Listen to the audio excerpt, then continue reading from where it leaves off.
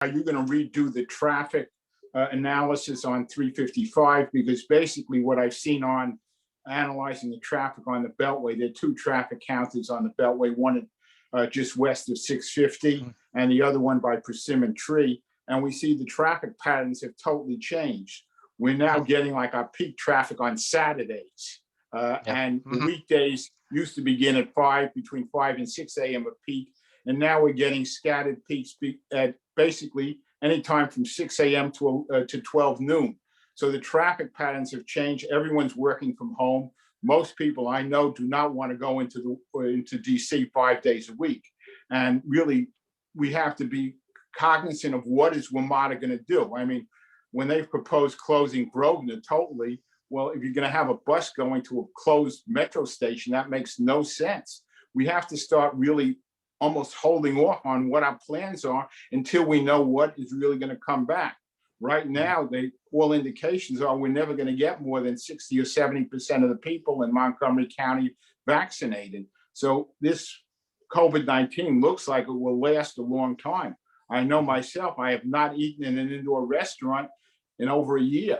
I used to go out regularly, and with my wife, I don't know, we average between myself and my wife probably about 4 times a week at least eating out.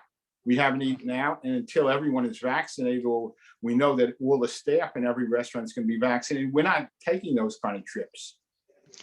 Yeah, and I think what you're saying, Jerry. I think cities across the country would be a similar story. On the point of traffic, it's something we're looking at very closely and coordinating with the State Highways Agency, really for 2 reasons. One, how traffic responds, and just commuting patterns in general is something I think we'll all learn as it happens. And you're right. We have to be very adaptable to those changes and make sure the project is responsive. The other thing is because we're designing the BRT to run through traffic. If congestion levels change, they change time of day, they change severity or location. That will affect some of the design decisions around how we can best move transit through the corridor as well. So definitely stuff. Well, we're not seeing traffic peaks in the AM. I mean, basically the AM rush hour has been very good on 270, on 355. And we just had a meeting with State Highway Administration on Monday night, and they said over 80% of the traffic before COVID-19 was not commuter traffic. Less than 20% was commuter traffic. And they're anticipating that we're going to have this basically traffic 12, 13 hours a day, but it won't be concentrated in the morning rush hour and the evening rush hour. One of the people said, well, they sort of lucked out that not that many people, a lot of people want to be home for dinner. So we're getting actually less traffic in the afternoon peaks. So we've changed peaks totally in the entire county. Yeah, it's a great observation. And, historically the afternoon peak, has a lot more going on. There's kids going to soccer, there's people going from school, there's people out and about shopping. I think that drop in the morning peak is really indicative of the current drop in commuting patterns. If there are any other questions or comments, or if not, I can go on to Randy. There was a question that came in through the chat that I don't necessarily know that. I think this will probably be something Joanna and I can answer, but question about the US 29 service, how it's doing from a ridership perspective, what are the headways, how it's performing, are there any lessons learned from that service that we could apply as we move forward with this service. So I'll start, Joanna, I'll let you chime in if you have any additional information, but I haven't seen hard ridership numbers. I think they're still working through some issues with the passenger counters on the bus, but I myself haven't seen any ridership figures for the service. But anecdotally, what I have heard is that for what amounts to a brand new service that just started in the midst of COVID, that route is performing very well compared to the other routes that are up and running during the pandemic. So we feel that that's a good sign. In terms of headways, the peak period headways for that service are 7.5 minutes. If you recall, there are 2 service patterns for that corridor, one that terminates at the Briggs-Cheney park and ride, and one that goes all the way up to Burtonsville. So combined, those two route patterns are operating at 7.5-minute frequency, and in the off-peak, it's running at 15-minute frequency.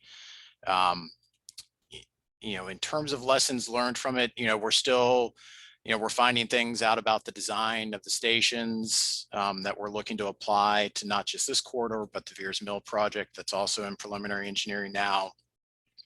From an operations perspective, what I'm hearing from our ride-on staff is that the service has been operating pretty well. Again, for a brand new service, not a lot of hiccups and bugs like you would anticipate with a brand new route up and running. But we are, there are already some design tweaks regarding the stations and the platforms, that we're starting to kind of think about in our heads. Not necessarily based on how the service is operating, but more based on how, the constructability and how it was to construct some of these stations, and just some of the lessons learned as we built the stations. So those are some of the lessons we have learned from the 29 project thus far, and I'm sure we'll continue to monitor the service and continue to learn from that service as it continues to operate. Joanna, do you have anything to add? No, I think you pretty much covered it, Corey. Great. I see, Abby, you have your hand raised. Do you have a question? Hi, yeah, I do have a question. Has there been any consideration given to the idea of running one of these BRT stations over to White Flint? And I just want to say I concur with Jerry. I'm actually on the roads right now coming out of DC, and there's nobody here. And I've been here since 5 o'clock driving around. So the traffic patterns have definitely changed.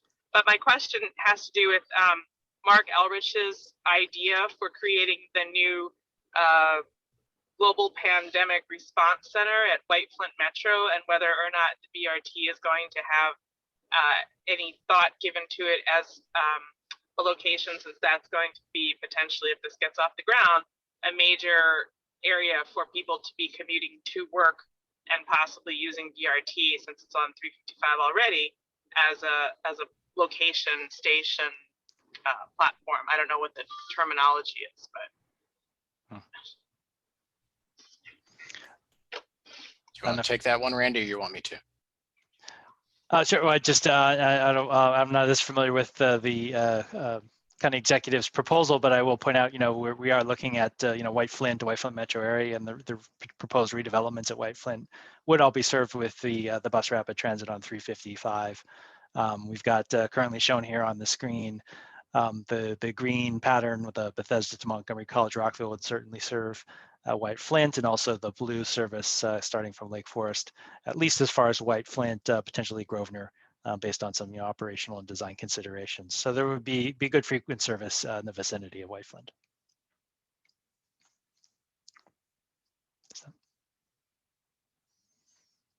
Okay, if that hasn't answered the question, please let me know. But yeah, White Flint is certainly we see that as an important node for the service.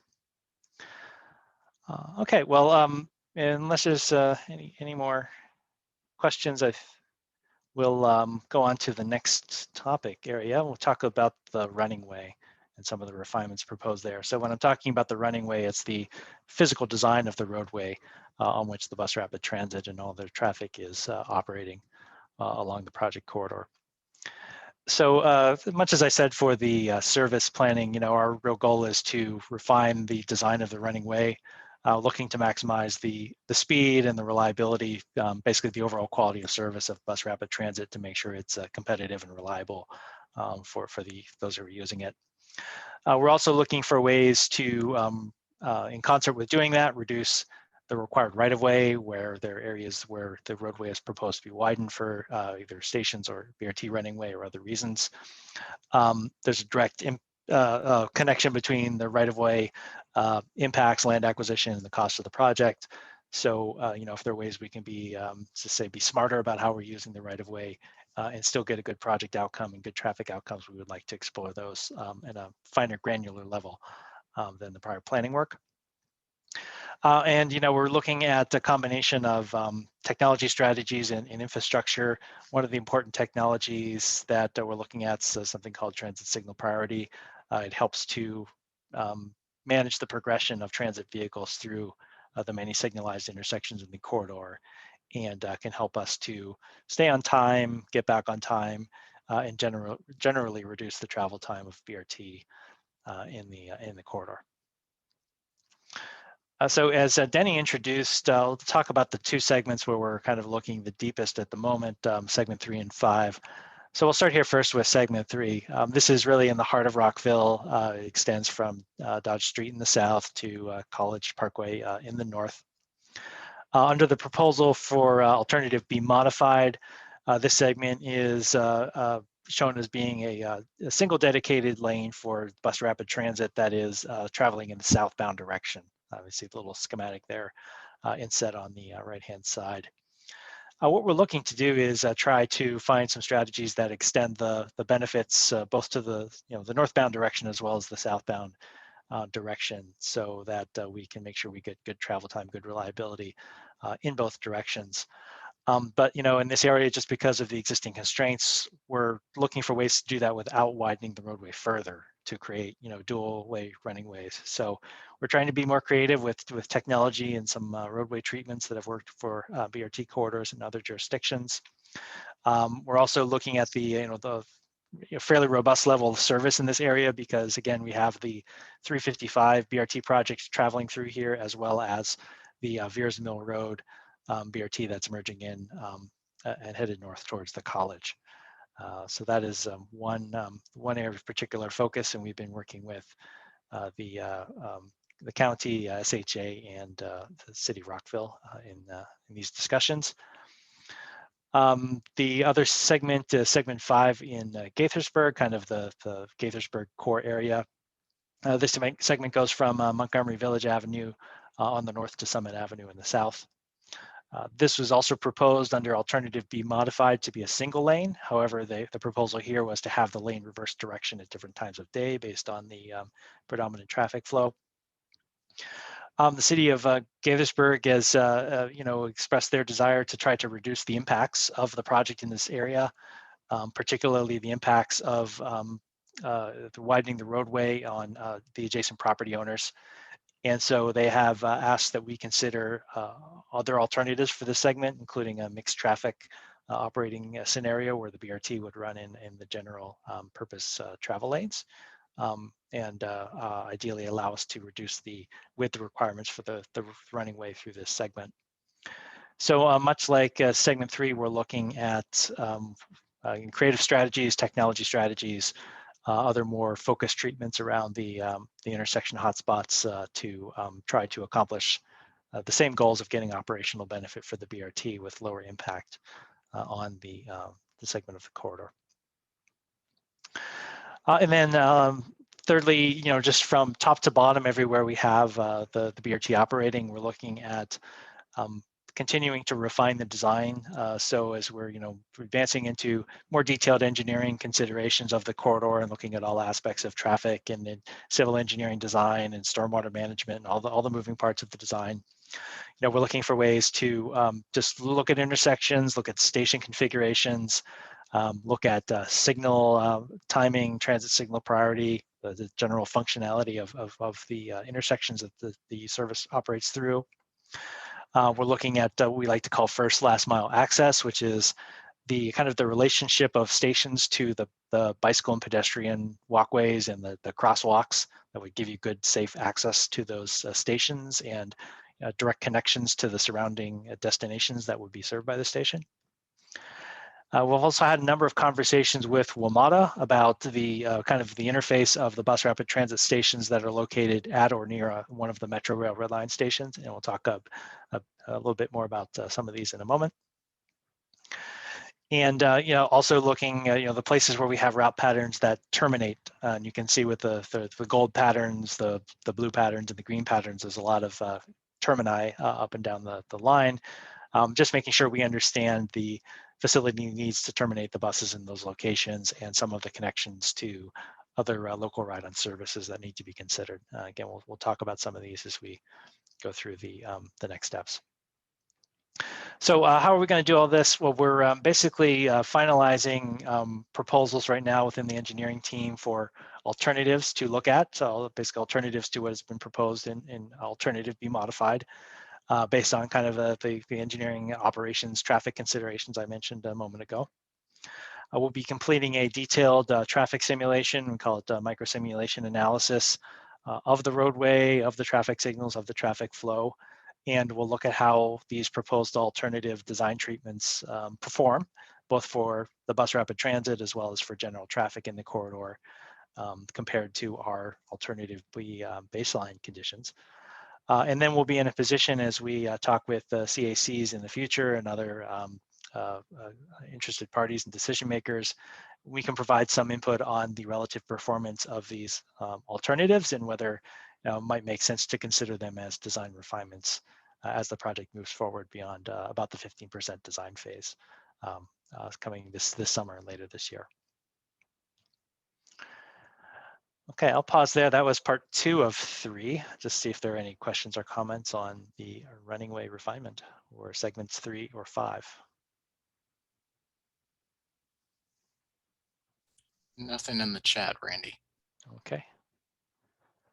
Okay, thanks. We can always come back to these in the open conversations at the end. Oh, Jerry's got his hand up. Hi, Jerry. Yeah, I mean, are these based on discussions with the property owners 2 years ago, or are they based on discussions with the property owners now? If you drive down Rockville Pike, which I've done intentionally knowing that I had this meeting, I see every single building, I think, has a for lease sign. I think a lot of these people who in the past would have been reluctant for you to use eminent domain and take their properties, I think right now would really be happy to get rid of their properties and give them to you guys at really good prices. I mean, this whole world has changed, and I see a large number of these office buildings staying vacant for a long, long time, if not forever. And I mean, the whole pattern has changed. And we're seeing, like in my neighborhood, housing prices up 20, 30% because everyone wants to be able to work from home 2 days a week or 3 days a week or 4 days a week. And they don't want to commute on rail or bus or anything else like that. They're just very happy to be home. And I think if you read, I don't know when you've done the survey of these building owners who didn't want you to take any of their property. I think a lot of them now would be very happy to give you their property at very low prices. Yeah, interesting observation, Jerry. And there's a lot of retail commercial property in this corridor, and that world is again probably undergoing some permanent changes there. I think the feedback we're responding to in looking at segment 5 in Gaithersburg and segment 3 in Rockville is really expressed through the city governments most directly in their interest in looking at design alternatives there. So at least in my involvement recently since the preliminary engineering phase, it has not been in response to direct input from the property owners, though certainly having further outreach and presenting design alternatives would be something we'd be able to reach out to them about as we start to understand what those alternatives might be. Well, government has a conflict of interest. They want to keep these buildings and they keep dreaming that everyone's going to come back and want to work from offices. But I know a significant number of people who are working from home now, and they say they'd be happy to work from home 5 days a week and never go into the office and that, other than for maybe occasionally some meetings. They plan like they'd like to go in for holiday parties, and maybe those people would be glad to take mass transit for a holiday party. But I think everything is basically changing, and I think you have to really redo the traffic models. You have to do where you're planning on people working, because most of these offices are now closed. I'd love to take a ride with you down Rockville Pike and show you how many police signs there are and how many vacant stores there are. Yeah, they're really interesting questions. What we're trying to do as the design team is, we're looking at the technical feasibility of these options. They will be things brought forth through the outreach process and ultimately put before the city councils and county councils for really as the decision-making bodies to make those determinations. Right, and Jerry, one of the things that's important to remember is that. Do I have a lot of feedback here? I think you might have another microphone on, maybe. How is it now? Nope.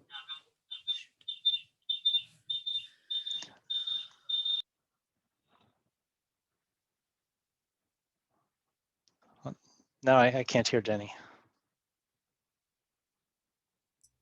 How about this? Okay, I muted the wrong thing. I'm sorry. Okay, I there you have go. too many speakers going. I apologize.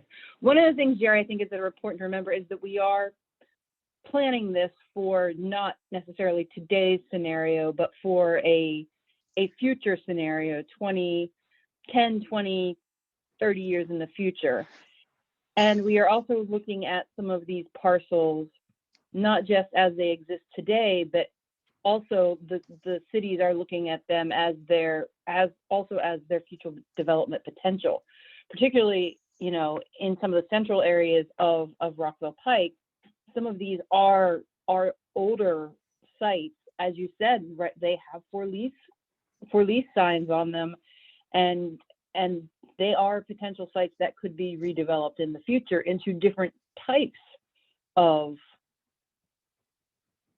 mixed retail, mixed use retail, where it becomes a live, work, shop environment, because we are changing the way we live. I'm sitting here at my desk at home working. I'm not in my office anymore.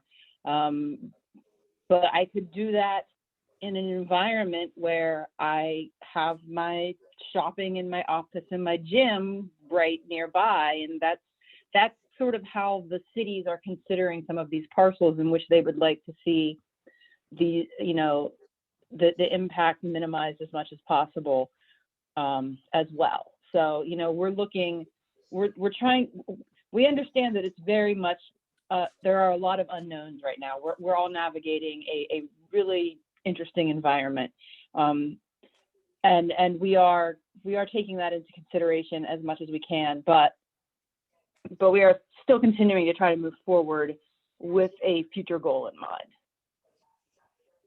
But if you're looking in the future, you should be looking when a self-driving vehicle is going to have. By 2040, I'm 99.82% certain we're going to have self-driving vehicles. And most people would rather have a self-driving Uber, pick them up in front of their house, take them to wherever they want to go without walking without going on buses and without taking trains or anything. And all of that is probably going to happen soon after this COVID-19 is over. So we have a whole series of things. And I've seen all these projections for 20% population increase between now and 2040 or 2045. And I'm saying, gee, if you have no driver in a self-driving vehicle, your costs go down dramatically, and they will actually, Uber or Lyft or whoever's providing the service would actually be able to undercut the cost of one bus ride. And I see a lot of this all changing over the next 5 to 10 years. And I know in light of COVID-19, and we're seeing that flu went down drastically, many people would rather not be on mass transit or be in a place with anyone else. They wouldn't even want to share an Uber with someone else. But if it's self-driving, they'd be much happier. I think I see Amy Ginsberg's hand raised. Thanks, Corey. So it seems like the changes that you guys, the refinements you're talking about, are actually making BRT less rapid and less transit, more just mixed use traffic, regular bus service with some cool features. And if you do enough of that, you don't actually have BRT. So I would say that that's a little bit of a mischaracterization. We've only changed one segment, and that was based on feedback from one of the jurisdictions that segment runs through. The remaining segments have remained as they were planned previously in the last phase of work. So the mixed traffic segments in segment 1 and segment 7 have always been talked about. The only change has really been in segment 5. The other segments are remaining the same. And if anything, what we're trying to do in segment 3 is trying to figure out a way to make that one single lane segment that was predominantly a southbound oriented direction operate, to see if we can make it operate in a bidirectional fashion so that we can actually get benefits going in both directions, not just one direction. So I think overall, we're trying to further enhance the service, while also trying to be respectful of, the fact that the service doesn't just operate in the county, it runs through multiple jurisdictions, and trying to account for their needs, while also trying to improve performance. It's possible that we can get something like a bat lane operating in segment 5, which would, give the bus some priority running through that mixed traffic segment, while also retaining access to the businesses along the corridor as well. So we feel like we're trying to make it work as best as we can while keeping as much of the performance in the BRT pieces as possible. Great. One more question. I remember when this went before the council and the T&E committee, they wanted you all to look at doing a single lane or a something not in mixed traffic down through Bethesda. Did those efforts ever go anywhere? So during the last phase of work, we did look at a single lane configuration in Bethesda that was created basically by I guess turning the Bethesda 355 cross section into kind of a managed roadway, much like you have in downtown Silver Spring on Georgia and on US 29, where we would create the bus lane going in the peak direction by shifting the lanes around, which meant loss of the median.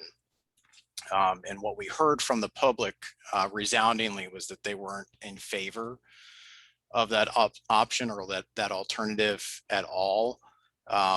So that's why the current proposal is for mixed traffic, but we are, as a number of people have highlighted, traffic patterns and volumes are changing. So, we're watching that with interest. It seems a little premature to make a decision that, what we've seen over the last year is going to be what we're going to have going forward for the next 20 to 30 or 40 years. But this could possibly open up an opportunity to maybe look at a bat lane or a repurposed curb running BRT lane into Bethesda if the peak of the peak is softened, as we have seen during the pandemic. So, we are watching that with interest to see if there are further opportunities to get more dedicated facilities on these projects. Thank you. Appreciate it. Thanks. Thanks, everyone. These are great, very informed questions. Appreciate the input discussion. Okay, I will go to the Randy, last... got one question for you to define. Can you define a bat lane? Sure. So bat lane is we call a business access transit lane. It's generally taking the right-hand lane of a roadway, and think of it as a bus-only lane, but where cars that are turning right, into a business or making a right turn at an adjacent intersection would also be able to use the lane. So it is close to a dedicated exclusive transit lane, but because corridor like 355, where you have a lot of driveway entrances and a lot of right turns, it allows that lane to function for turning traffic that's entering and exiting the road as well. So it's it's an idea that's been pioneered and used for a number of bus rapid transit systems and other just general transit service around the country, and has proven to have very good operational effectiveness under the right circumstances. So it's a bit of a medium choice between taking a lane exclusively for transit or having exclusive kind of a pure mixed use where the bus is sharing the lane completely with cars. So I apologize, I don't have a picture of that at all, but if you Googled bat lane BRT or something, you probably find some examples. Sometimes they're painted red, sometimes they have labels on the pavement that show there for buses and for right turns, and you'll find examples around the country. Okay. Okay, any more, Corey? Okay. No, we're good for the moment. Okay, I'm gonna go on. So the last topic I want to talk about, 3 refinement areas of the BRT alignment and station locations: Shady Grove, Montgomery College, Rockville, and the Lake Forest Mall area. So we'll start with Shady Grove. At least according to those current projections of travel patterns, Shady Grove Metro is the highest ridership in the MD355 system.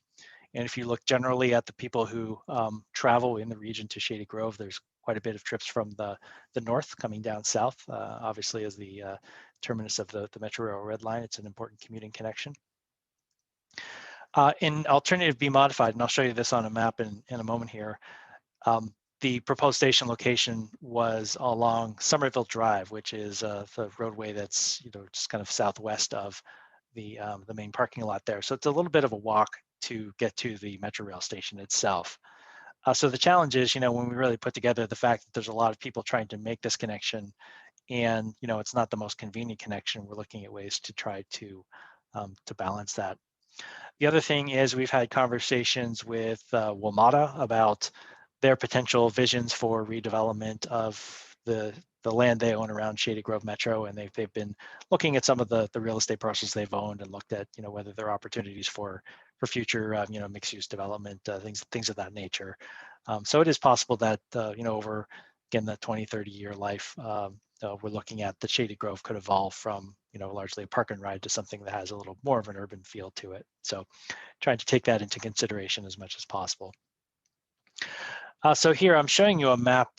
The gold line you see in the lower left-hand corner is the proposed service routing from Alternative B Modified.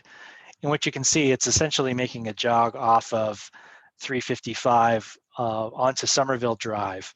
And the blue dashed box there is showing the proposed station location for Shady Grove under the current alternative.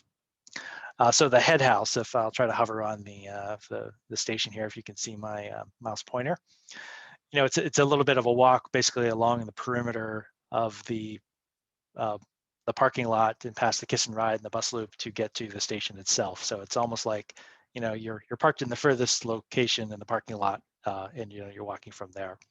So again, not the most convenient. We're looking at a couple of other different alternatives. The one that might seem really obvious is getting closer to the bus loop Kiss and Ride area and what's labeled here as Shady Grove West. We're also looking at the bus loop on the east side, labeled here Shady Grove East. You can see it's between the two existing parking structures. And there are some visions for expanding and modifying the parking structures and bus loops in this area. So this would be, having the 355 service actually come off 355 further to the north and kind of wrap around the access road and come into this area and then, sweep around. So it would be a longer diversion, but it might be a little closer to Shady Grove. The other alternative is what's labeled here in the bottom left of this slide called the South Metro Station Access Road. And, this might not make a lot of sense to you at first as a place to put a station because it's even farther away from Shady Grove. But if you remember, we've got a couple of service patterns that we're proposing in this area. We were proposing to have a gold service from the north that comes to Shady Grove and terminates there. That's largely serving the commuter traffic to Shady Grove. And we're proposing to have a blue line that comes through this area from Lake Forest that's serving more of those kind of local trips, people traveling to and from destinations within the corridor. So for the people who might ride the blue line, you're actually going all the way into Shady Grove and going through Shady Grove West and looping back out. It adds several minutes to the trip. So, the current thinking is we could have a service pattern on the BRT that actually goes straight along 355. It still has a stop in the general vicinity of Shady Grove, but that's coupled with a station, Shady Grove West or Shady Grove East, that's actually much closer and serves the commuters there. So a lot of moving parts in the general Shady Grove area, but we're trying to find something that's a little more fine-tuned to the different travel markets here.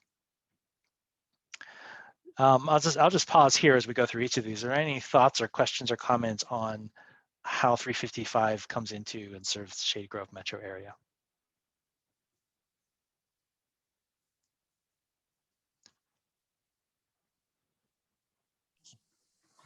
Jerry, raise your hand. Hi. Well, if WMATA is true that they only want to run every half hour to Shady Grove during rush hour, then why are you even thinking of having a bus service even serving Shady Grove? And the parking lots currently are empty. I mean, basically, in February in Shady Grove, we had a grand total of 168 people going to their parking lot. Their ridership is down 90%. In other words, only 10% of the people are even getting on the train that used to get on Shady Grove. All of this stuff is going to change. And before we spend all kinds of money on this, we should really wait till this whole thing stabilizes and then do it. I mean, right now we're providing free ride on bus service throughout the area. So therefore, on the 29 Flash bus, we've gotten more people to use it because it's much cheaper than paying for the Z bus service. And the Z bus service is less than 20%. of the ridership. So, I think it's 18% in February, according to WMATA. So everything is changing, and I don't know how we can make plans assuming that things are going to come back, because all indications of most people say the ridership that we've had in the past on rail is not coming back in the near future, and WMATA is going to have to make some serious changes. They want to turn around the train at Grosvenor. They've said they're using the current COVID-19 money that was just passed to keep them going for another year, but after another year, they plan on only having trains every half hour at Shady Grove. So, I mean, everything is changing, and I just don't think we're recognizing what WMATA is proposing. Have you actually read the proposals of WMATA to shut down Grosvenor and to run trains every half hour? Yeah, I guess from my perspective, I echo some of the comments made earlier of looking longer term. I think there's uncertainty inherent in how much of those changes are permanent, and if we're planning for a 20 or 30 year horizon, what will the impact be? Within the county, Shady Grove as a transit destination, as a commuter hub, is very significant. So I think even if we saw a significant decline in daily commuter traffic, for some period of time, I think to have no BRT service there would be, missing one of the major destinations on the line. If service was reduced in the future, then then we might run the service on that gold line less frequently. So right now we're looking at the data we have.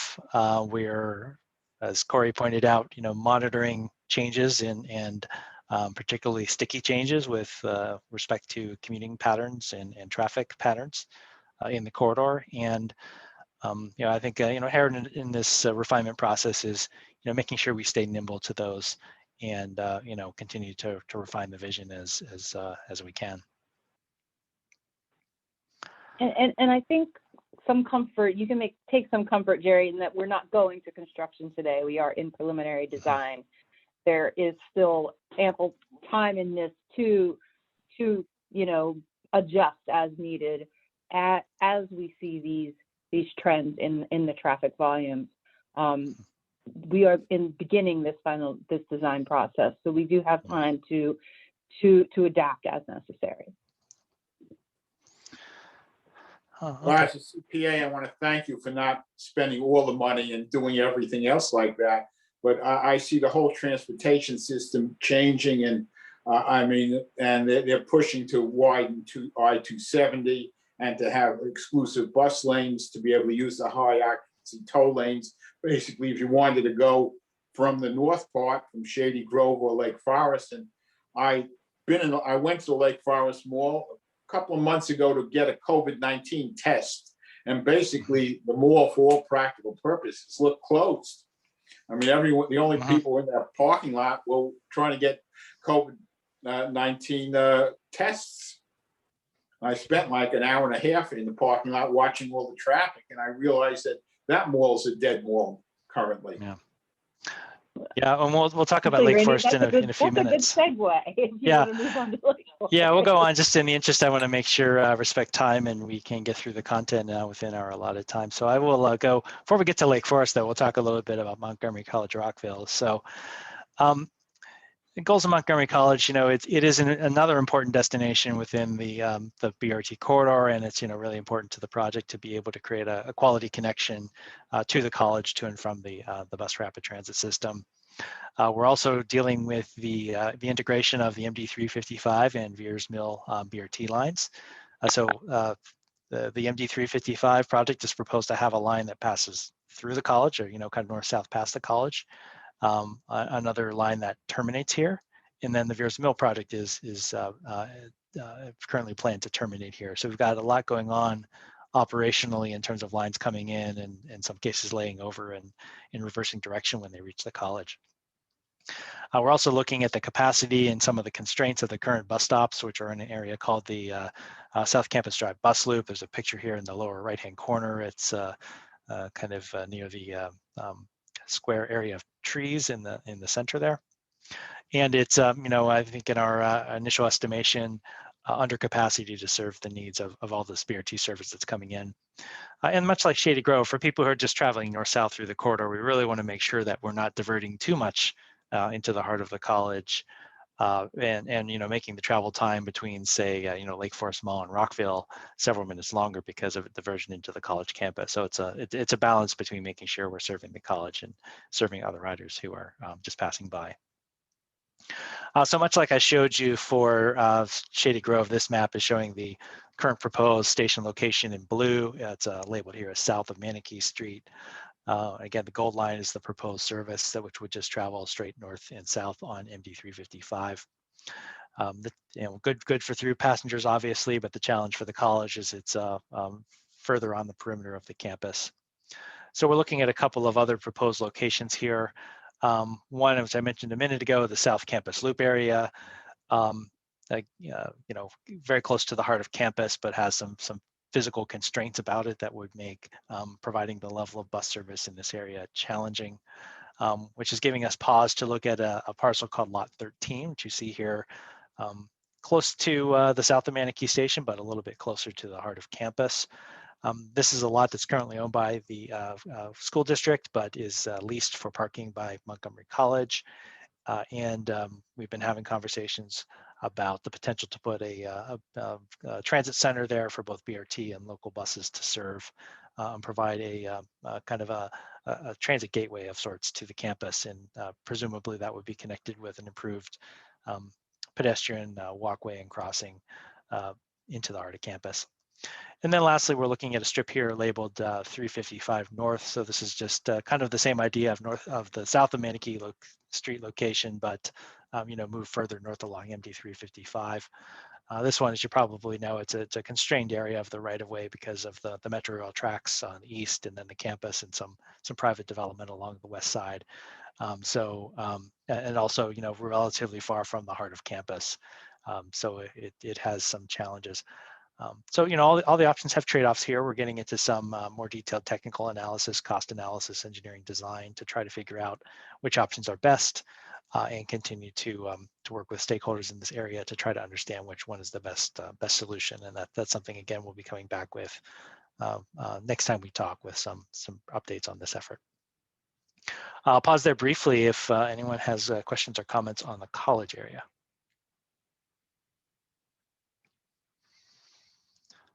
Okay, hearing none, I will try to just go through Lake Forest Mall, and then I will try to finish here in just a couple minutes. So for Lake Forest Mall, as Jerry noted, you know, the mall is in a state of flux. There are proposals for redevelopment, and there's a master plan effort going on with the city of Gaithersburg, you know, looking at the long-term land use of this parcel and possible conversion into something that is more of a mixed-use development and not the enclosed mall it is today. Our overall goal in this area, is to avoid another diversion of the BRT corridor. Currently, we're traveling along Lost Knife Road on the far side of the mall, which I'll show you in a map in a moment, which the goal of that is to serve the existing Lake Forest Transit Center, but it's again complicated because it adds a lot of travel time for people in the corridor. We also want to make sure we're serving the local bus connections. This is an important transit hub for the Gaithersburg area within the ride-on system, and the local connections to and from the BRT from other local bus routes is really important. And then, you know, like Shady Grove, we're trying to be consistent with the visioning that is coming together for the long-term future of this mall. So here's my last map. You'll see the gold line, and you know, you can see there's a very pronounced diversion off of 355. It serves the Lake Forest Transit Center, which you can see in blue, but then, you know, proceeds all the way down to Christopher Street, a roundabout way before it can get back to 355. So we're looking at some alternative sites here for BRT stations and also alternative BRT alignments. The one that seems to have the most benefits going for it would be to use the Russell Avenue alignment, which I'm trying to show here, just on the kind of southwest side of the mall, which still diverts off of 355 a little bit, but is significantly shorter than the diversion around Lost Knife. Part of this would be proposing to relocate the transit center somewhere along this shape called the Russell Avenue frontage, so we could still provide those local bus connections. We're also looking at some BRT station locations, both on Lake Forest Boulevard, as well as back on the 355 area. And in other discussions not shown here, we're looking at where some other ideal station locations would be between Russell Avenue and Christopher Avenue and 355 to serve some of the other development and ridership that is located just to the north of the mall. Another good thing about Russell is it avoids a problematic intersection where Maryland 124 crosses 355. You know, just from a traffic operations perspective, it's a really difficult intersection for us to deal with and get BRT through there with high quality of service. So, you know, again, Russell Avenue is looking pretty good, but we'll be advancing this design analysis in parallel with the other areas I discussed tonight. So I will end it there. I'll hand the baton back to Denny. Welcome any more questions in the minutes we have, but I think she's also got some discussion on next steps. So thanks very much for your input tonight. Okay, well, I think Jerry has a question on Lake Forest before we jump away from that. Go ahead, Jerry. Yeah, I think relocating it to the Russell Avenue thing makes full sense. The other question I have you been in contact with FedEx, who have created a major FedEx hub just north of Montgomery Village Avenue on the western side of 355? They literally have hundreds and hundreds of trucks parked there every day, and it's a major FedEx hub. And none of this was around when we had all our prior meetings. Have you been in discussion with FedEx on how many trucks they have and the impact of all these huge number of FedEx trucks using their new center? I'd ask you to take a look at that center before you do any of this planning. Okay, yeah. We have talked with, I'm sorry, Randy. No, go ahead. We have talked with the city of Gaithersburg about FedEx coming in there, and that's something we are considering. When Randy mentioned the possibility of putting additional stations in that general area, that kind of tied directly into that FedEx hub discussion, because it is a big job creator. You can jump in, Randy, if you have additional things to say about that. No, that's well said. Yes, thank you. Okay, Denny, back to you. All right, yeah, I do want to be respectful for your time. We're coming up on 8 o'clock, just a few minutes away. I wanted to talk to you a little bit about the next steps. As I said, we are working on 15% role plan development that will be completed this summer. And we are going to continue to get into the weeds of this technical analysis, similar to what we discussed tonight, and are going to continue to flesh out the service plan, the running way, and the station locations in more detail. We are coordinating with FTA and beginning the development of either a modified categorical exclusion or environmental assessment for the NEPA environmental process.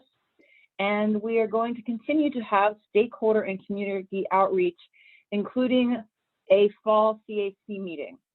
And after that, we plan to formally adopt our locally preferred alternative.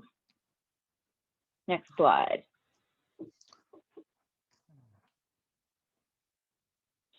So that being said, this is our contact information. My name, my email address, phone number, Corey's name, email address, and phone number.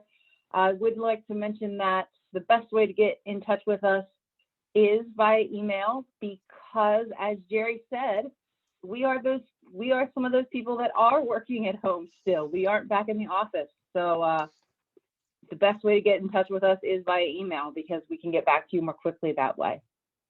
I believe that is all we have. We do have a few more minutes for questions. If anybody would like to ask a few more questions. Maybe also note there's some links that have been shared in the chat. One for the Lake Forest Mall Master Plan, if you're curious about some of the thinking about the future of the mall, and I saw one for the Pandemic Center, and there's some other comments, feedback on the project. Yes, good point, Randy.